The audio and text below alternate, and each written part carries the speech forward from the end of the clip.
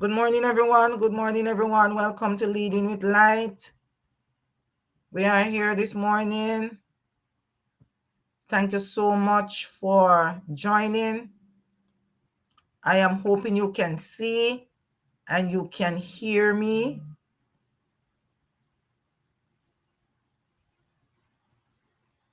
Just hoping you can see and you can hear me. I am trying to sort something here. That's right here. All right, so here I am now, moving forward with you. Today we want to continue or start another series on Leading with Light. And today we are discussing unlocking the hidden floor of a leader's mind. And so we have been looking at some invisible weights. We have been looking at the shadow. And now we want to go into the mind, because the mind is holistic. There's mind, body, and spirit. And so on this Self-Care Tuesday, we want to talk about an aspect of the mind. Good morning, Dr. Leslie. Thanks for joining. Those of you who are joining on YouTube and so on, please share the link so persons can benefit. It's good to have you all. And so here we are, unlocking the hidden floor of a leader's mind. The hidden floors. And sometimes it's not as easy as we think to just move through the mind. It can be a challenge. And so as we talk about it today, we would just want it to be, everyone to be clear, especially as I speak to leaders and I'm speaking to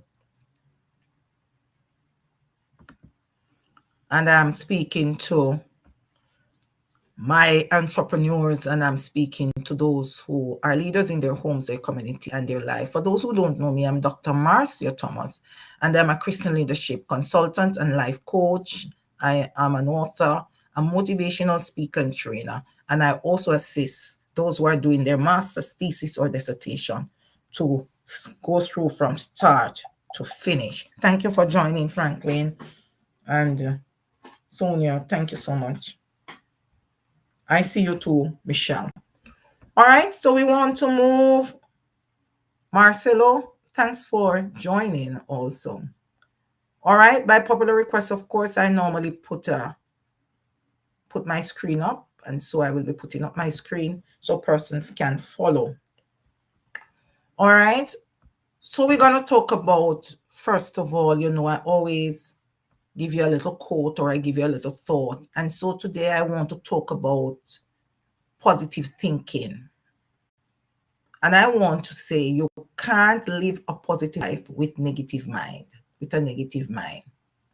Hashtag team life. Thank you. Thank you so much, Marcelo. It's nice to have you. All right. So I'll repeat, you can't live a positive life with a negative mind. And so I want to look, very good. I want to look at what we think. Some points here that I want to raise. What we think determines what we believe. The way we feel influences how we are going to act. And what we believe determines how we feel. And so positive thinking or a mind is very important because it involves your beliefs, it involves your action, it involves your feeling. The result of thought is behavior, movement, and language. I want us to just get that in mind and remember it. The result of thought is movement, language, and actions. So we want to look at it. And so I'm saying it's very important that you think positively, because what we think determines what we believe, and what we believe determines how we feel, and the way we feel influences how we are going to act. Very, very important that I establish that as a premise, a very important premise. And so I say sometimes the loudest meetings aren't in our calendars, they are in our minds. Sometimes the loudest meetings aren't in our calendars, they're in our mind. And a lot of persons, especially in the education sector and other civil servant sectors, are returning to work. And that's very, very important that they understand that the loudest meetings aren't in our calendars, they are in our minds. And what are those meetings that we have in our minds? Self-doubt. When self-doubt meets with a scattered focus, there are hidden pressures that begin to mount up, the fears that we have, the biases, the unexamined beliefs, and this begins to drain us, even the strongest leaders. And that draining begins to take a toll on us, a serious toll. And so my goal today is just to equip leaders to recognize, to develop and master the floors that shape influence, and resilience. How strong you are, how long you're able to bear, how you're able to navigate and overcome, and how you're able to triumph and grow and inspire and build others and yourself, which is the sum total of your influence, which is really impact, creating a lasting legacy.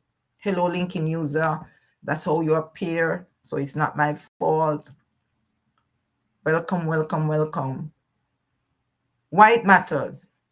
This matters. Understanding what is in your mind matters because leaders often operate on autopilot, unaware of the deeper drives behind their decisions. And some are not aware because they are not able to pinpoint what is really affecting them.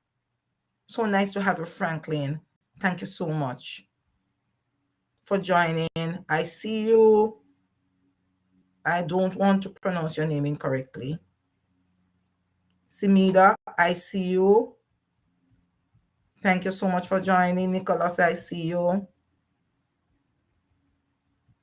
So we are going to be, all right. Thank you so much for joining. All right. So there's also the unintended areas which really result from stress or the disconnect or the unfulfilled potential.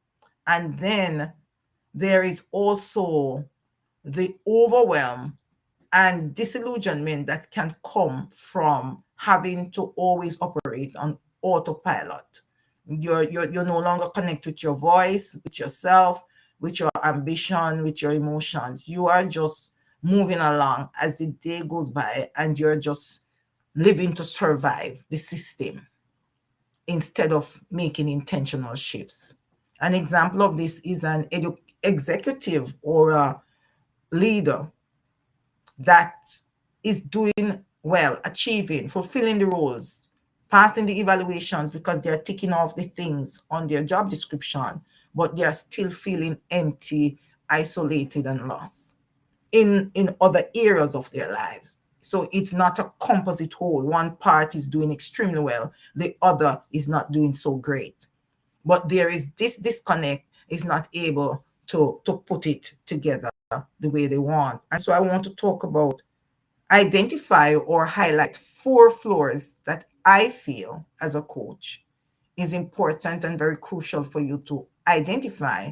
But for this session, I will only be focusing on the first floor. And so we will do it over a 4-week period. All right. If we talk about the brain and the mind, the brain is a physical organ. Is a physical organ that, how would I say it now, processes information.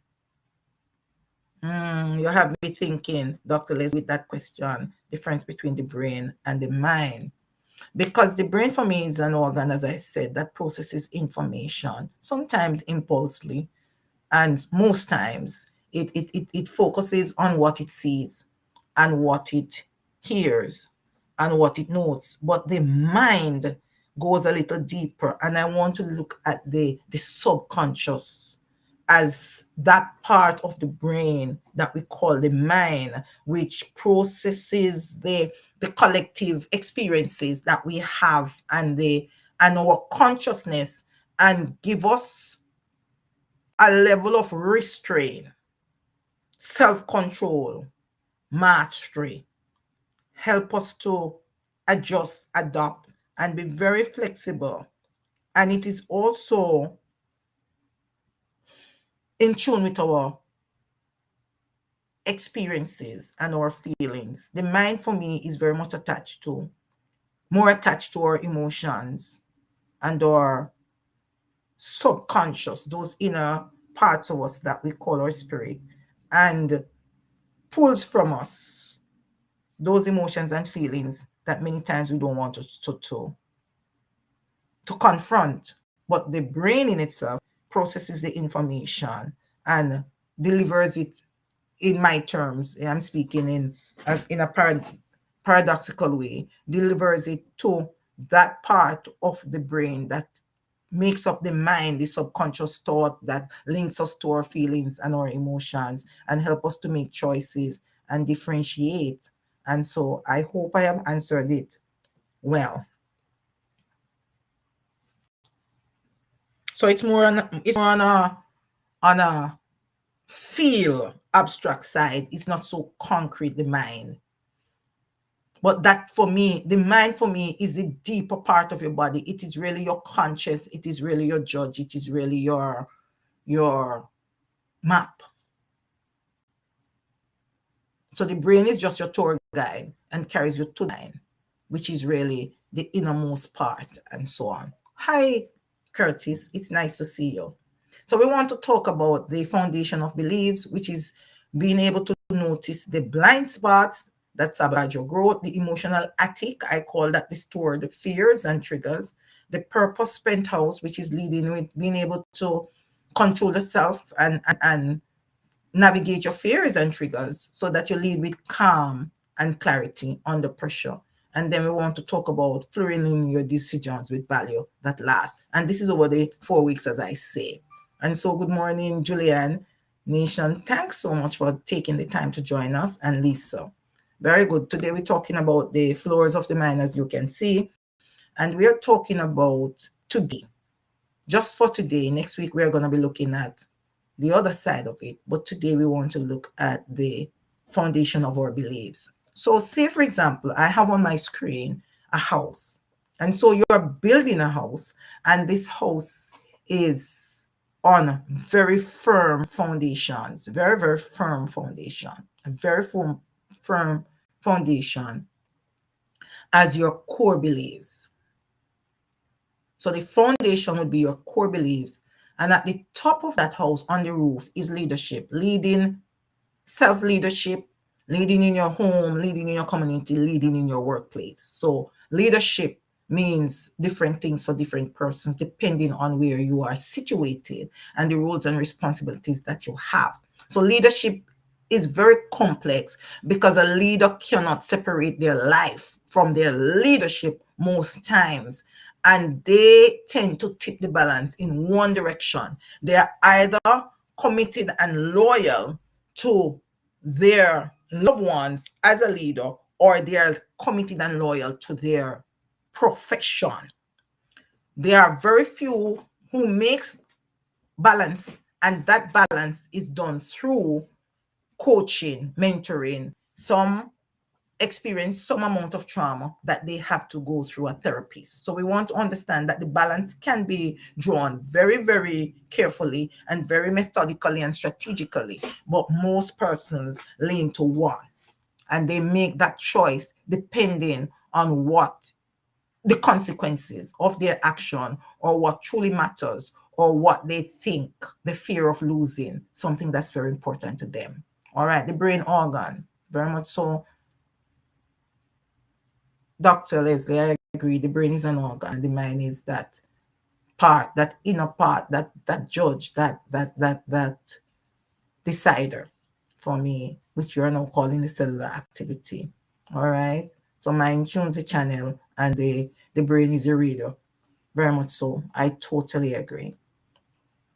All right. So your belief system involves your beliefs about yourself, your beliefs about your success or failure, and your beliefs about your self-worth. A lot of people tie their self-worth to their success or their failure. And a lot of persons tie the belief about themselves to their success or failure. So in any event, if you, in your life and in your leadership, your belief about yourself and about your self-worth decides if you succeed or you fail, believe it or not. So we want to look at leadership and life resting on the foundation of your core beliefs. So your foundation, for now, I want you to understand, is your unconscious beliefs. So just like that house needs to actually have a firm foundation for it to stand and to withstand any earthquake or any natural disaster, because the foundation is firm, it keeps you anchored. Then that's the same way that our beliefs, depending on what they are, keep us anchored. And so I am looking that you need to, just like this building needs a foundation, you need to establish your foundation. And your foundation can either be made up of unconscious beliefs about yourselves or conscious beliefs about yourself, or the unconscious drivers, inner drivers that navigate success and failure in your life and in your leadership. And so these core beliefs, I am now saying, are not just thoughts. Your core beliefs are not just thoughts at all. They are the fundamental rules that you use to govern how you operate. And it is really how you live. Those rules that decide how you operate and how you live. So there are some persons in their innermost souls that are very true and very honest. And nothing will make them change that. No amount of suffering, no amount of want will make them become dishonest, will make them steal, will make them lie to you. They are utterly vulnerable because for them, truth is their foundation, and truth helps them to manage and to navigate their reality. So whatever that reality is, that's how they operate. And some persons are saying that it's good if you can tell a white lie and so on, but they don't believe that. And so that will not happen. They will not do that. And some persons get shafted according to persons because they are not movers and shakers. They are not go-getters, because to go and to get means that they would have to destroy others in the process, step on others, push others out of the way. And some people decide that it's not worth it. That is not what matters to them. And so your core beliefs dictate how you react under pressure, because character is revealed in a crisis or when you're under pressure. That's my belief. It also dictates how you see opportunities and what you call opportunities. And sometimes, because of mislabeling, you can in fact miss opportunities, important opportunities. And so it also looks at how you lead yourself, how you manage yourself, and how you lead your team, meaning how you navigate change and growth with others. That's very important, because knowing what triggers you and how you trigger others is part of your core values. But sometimes we do all of these things. We relate to people, we lead people, we collaborate with people, and the level of trust and interaction that we give is really unknowingly tied to our core values or beliefs. And sometimes we don't realize that we have some intrinsic or inherent biases until someone confronts us and make us know. And that is why Proverbs 23 verse 7 says, as a man thinketh, so is he. Very, very important that we understand that. So we want to now look at what a core belief is. A core belief is what you assume to be true without question. Your core belief is what you assume to be true without your question, and your limiting belief is something that holds you back. I want to introduce to you the concept that I call what if. It's a what if game, because it is the what if game that exposes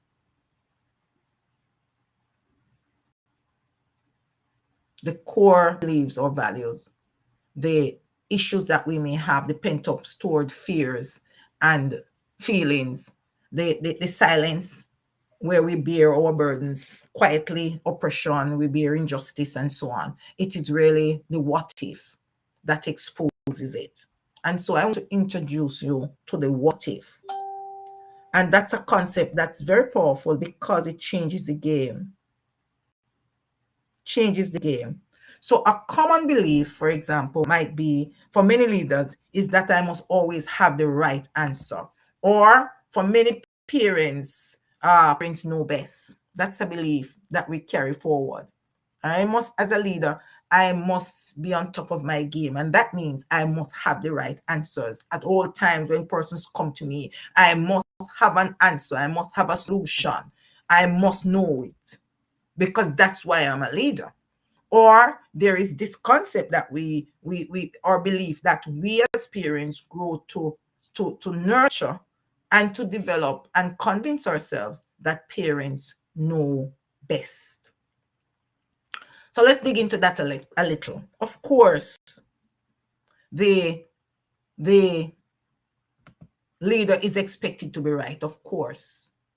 But let's talk about it a little.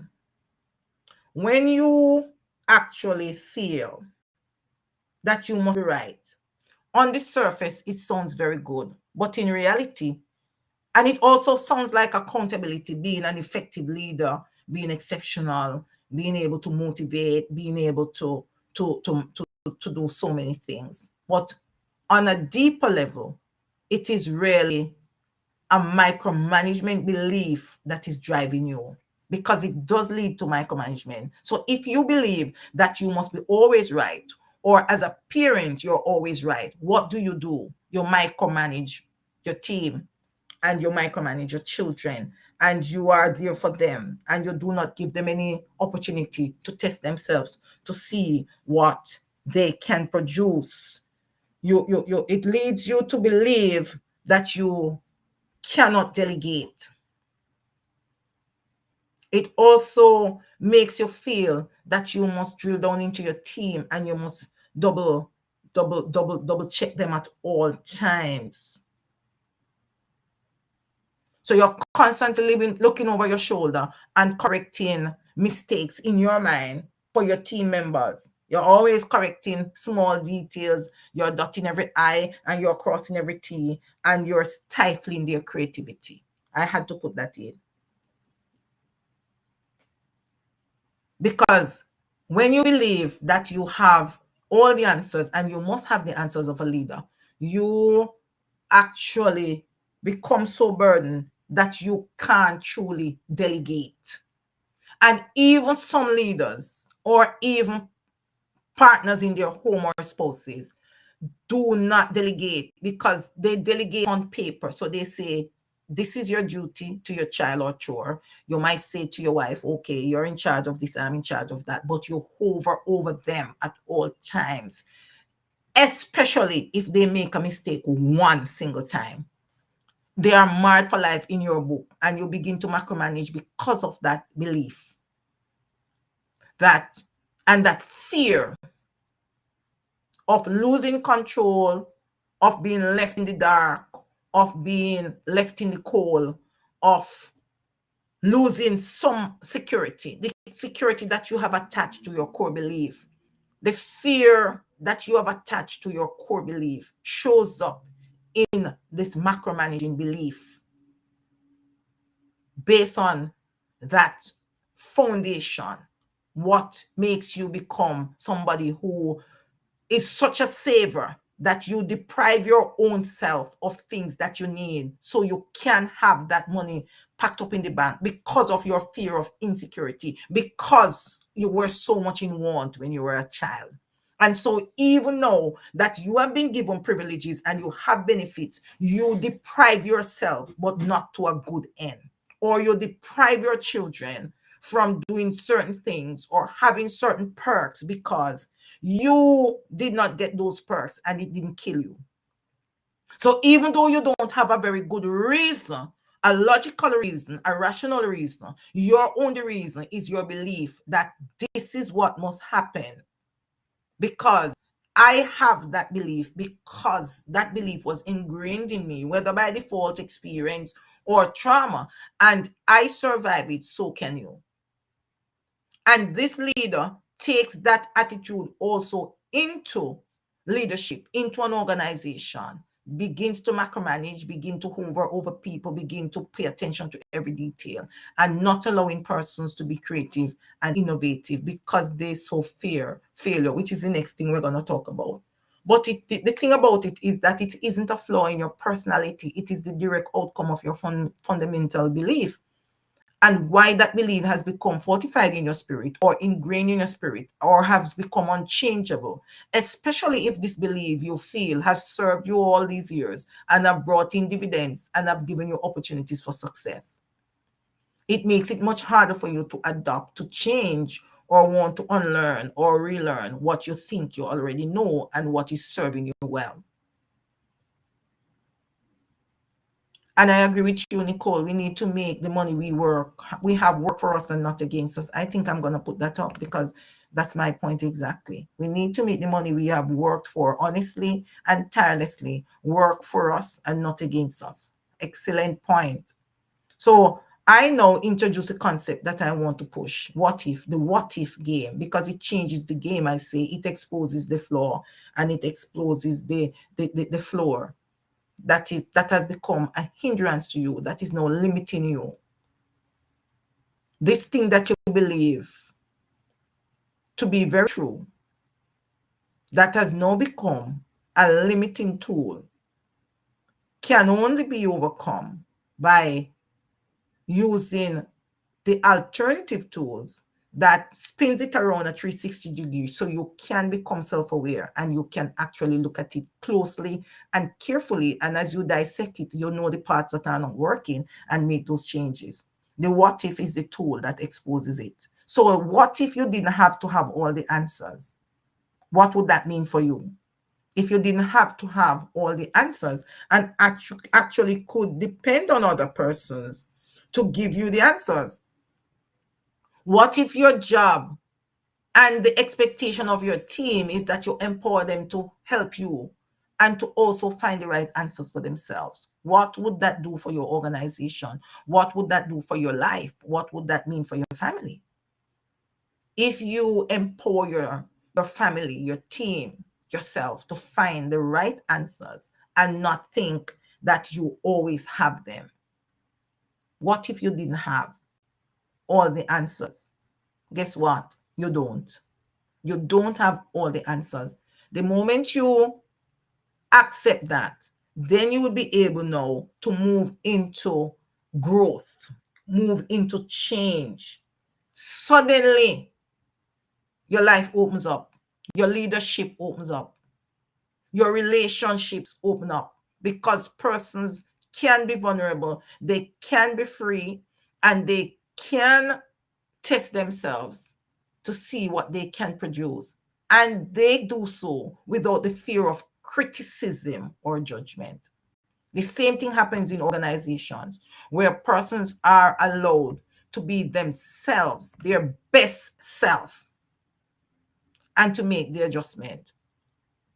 Now, when you macromanage and you feel that you know all the answers, you also have the fear that failure, that belief system, that failure is a sign of weakness.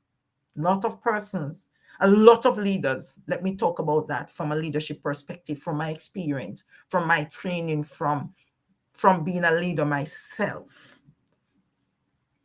I find that people see failure as a weakness. Leaders, those who supervise leaders, those who evaluate them, those who appoint them, tell you that failure and ignorance is not an excuse. So you feel like you must have all the answers because ignorance is not an excuse. And you feel that you must always succeed and achieve because failure is not an option. Failure is a sign of weakness. But this belief that is deeply ingrained in society can be changed.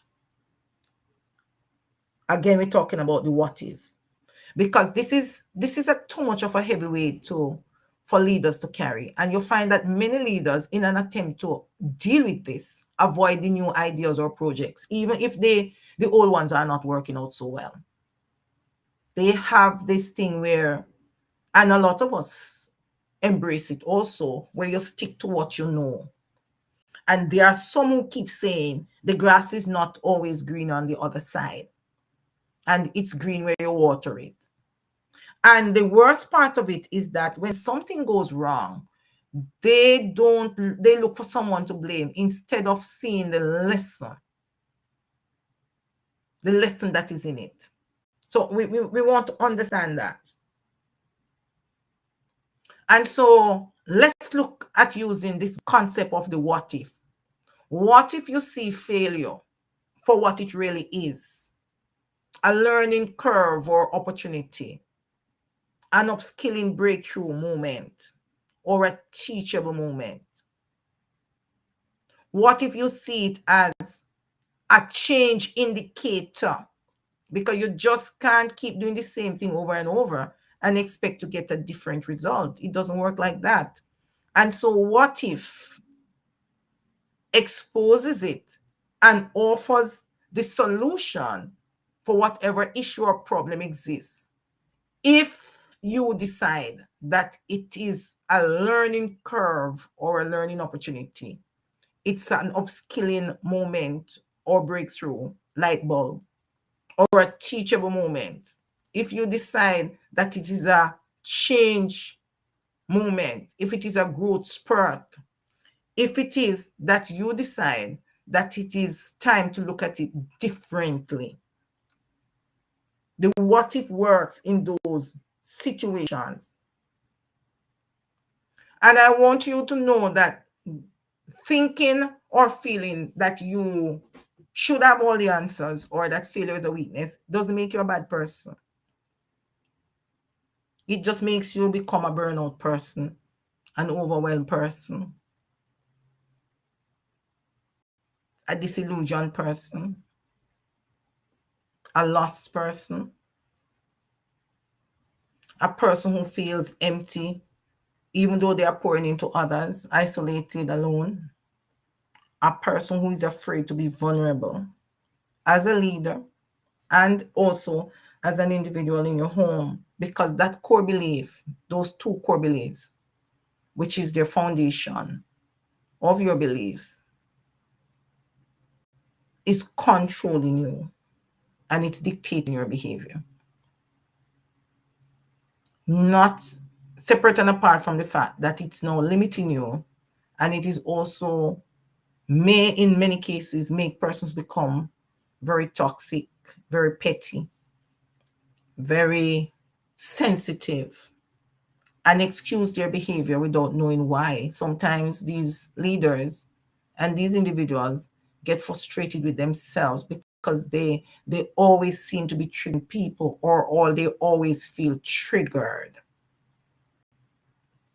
And so there is this chronic fatigue, there is this desire to get on well with people and to serve people, the desire to be successful because you're working so hard, you're working very hard, yet you're not getting the achievement, the fulfillment that you want. You're not feeling happy. The more you achieve, you're still feeling empty. It's because you need to tackle this floor of your beliefs. And sometimes when I deal with my clients and I have them look at their core values or the beliefs, they actually have a hard time identifying what really are their core values or beliefs, because they have adopted or embraced the core values or belief that has been thrust on them, that they have ascribed because they want to keep the peace, or because they want to have consensus, or they want to maintain a relationship that is no longer serving them, because someone else is fulfilled and happy and you are destitute and alone and empty. So those parts of you begin to leak, and they leak into your interaction with others. They leak into how you shape your decisions and how you move, how you speak, and how you think. It disconnects you, if it is prolonged, from your voice, from your ambition, from your vision. And it makes you no longer know who you are, because these are not your core values, but you have embraced them long enough that they appear to be, as we are saying on the house, a firm foundation, but they are very shaky. So I say to you today that self-awareness is very important for this, because it is recognizing the beliefs that is the first step. But self-awareness is not the final step. We have to take the actions that will make the change and that will add value. So first of all, we want to look at those things, getting rid of those things that no longer serve us. You have to get curious about why you do what you do. You have to get that curious, and you have to pin it down, the real reason.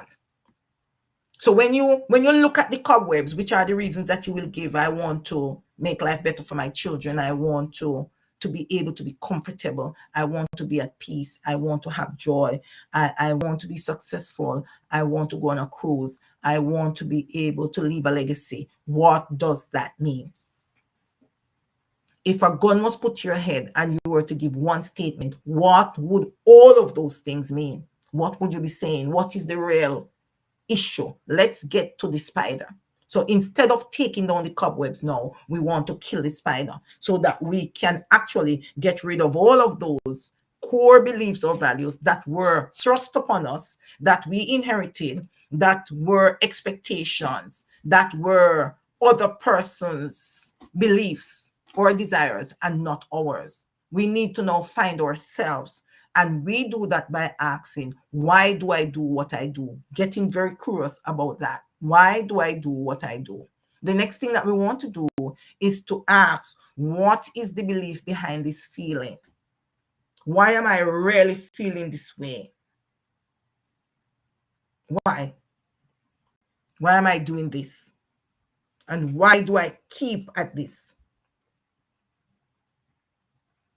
Why do I allow this? What is my core belief or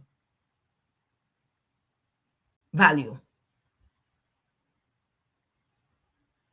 That will help us to understand the foundation of our mind, make us know our strengths, our triggers, our blind spots, and give us better control over ourselves, because it prevents unchecked assumption and the reactive decisions that we make many times because of emotion and not logic.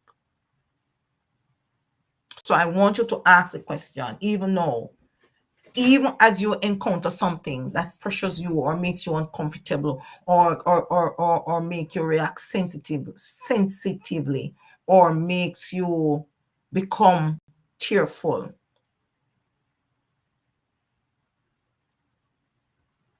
You want to look at it. Thank you, Julian. Yes, we must be curious about why we do what we do, and why we are believing this, feeling this way, and what is the belief behind the feeling. And very much so, each of us will answer the question differently, because our definition of legacy and success is subjective. Very good. I love that, and I had to post it. And I also love this, Julian, where you're asking the question. I want to put it out there again. I love that I get curiosity about the drivers behind our decision. Why do I do what I do? Why am I feeling this way? What is my belief behind this feeling? Where did that belief come from? And why have I held on to it? How has it served me? And how is it serving me? Is the next questions that we want to ask, so that we can prevent the unchecked assumptions that drives us. and the reactive decisions that we sometimes regret in our lives and in our homes. So as you go about this week, I want you to start listening to your inner voice. So you begin to dismantle the floor. All right. So let's look at some key takeaways, and then I will give you a challenge. All right. So your belief system, the first takeaway, is what shapes your leadership ceiling. What you believe about yourself, what you believe about your team and your world becomes a framework for your decisions. So the unchecked limiting beliefs can quietly sabotage your growth and also your life, your happiness, your peace, and your joy. So what you believe, we're going to go back to the first slide because that's where I want to end. Self-awareness is the foundation of influence. You can't fix what you can't see. And so leaders who intentionally examine their habits, triggers, and blind spots gain the clarity that they need to lead from a whole place. And this impacts their effectiveness. So I want you to go to your challenge, and your challenge for this week is that I want you to listen to your inner voice. And I want you, when you feel a strong reaction, whether it is frustration or hesitation or anxiety, you want you to pause and ask yourself, what is the belief behind this feeling? Because to the pure, all things are pure, but to those who are corrupted and do not believe, nothing is pure, says Titus 1, verse 15. And the mind orders you in that way. So I want to tell you that if this resonated with you, then we want to start living on purpose without apology. And we want to start doing it intentionally. We don't have to do it alone. So if you want to have an accountability partner, you just DM me purpose. In the meantime, make sure that you grab your free purpose alignment audit report. The link is on my profile. And this will make you see where you are on your purpose and faith journey. And so you can begin to eliminate those floors in your mind. If you want to take it a bit further after, because the purpose audit gives you some guidelines as to what your weaknesses are, where you are on your journey, and the steps that you can actually start taking to move yourself forward free without these limiting beliefs, organizing your foundational beliefs to be doing what you want him to do and to reflect who you authentically are, and also what is it that you are good at and what is it that you love to do and who you are called to serve, why were you created, and the problem you were creating to solve. And so if you want to take it a step further, I'd love to work with you. So you can schedule your soul sync strategy session, and we can work together to begin to realign your leadership, your calling, and your soul health for sustainable impact. So we don't move into that. Yes, Julian, our limiting beliefs determine our ceiling. And also, you can buy my Faith Looks Up, which is my newest book, and it's coming out very, very soon. I'll be able to give you the date when you can pick it up. And so I want to end with this thought, and it is, you can't live a positive life with a negative mind. What we think determines what we believe. What we believe determines how we feel. And the way we feel influences how we are going to act.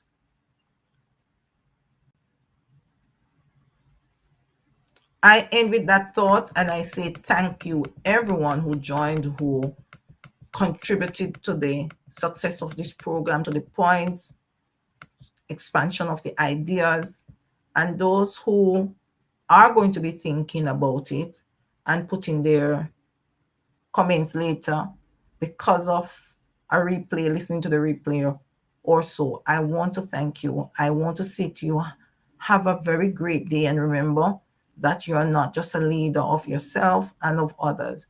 You are a divine vessel. Your soul matters as much as yourself. And so God is not calling you to just lead from these fumes of your limiting beliefs and your fears. He's calling you to lead from overflow. Have a blessed Self-Care Tuesday and see you next week when we look at the next side of this leadership. Bye from Leading with Light, where we talk everything life and leadership, where we make changes, where we change lives and we change outcomes. Blessings. Have a great rest of week. Thank you so much, Julianne, for joining. Simone, Franklin. Thank you, Nicholas. Thank you, Nicole. Thank you, Dr. Leslie. Thank you, Lisa. Thank you, Lincoln User. Thank you, Curtis.